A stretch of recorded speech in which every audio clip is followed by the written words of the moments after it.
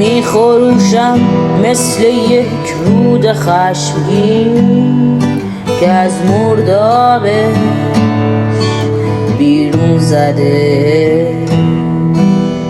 می نوشم مثل یک مرد دائم الخم که تو کوچه پس کوچه های جنوب پرسه میزنه. نیست چراغی روشن اما من خود نورم بیابورم.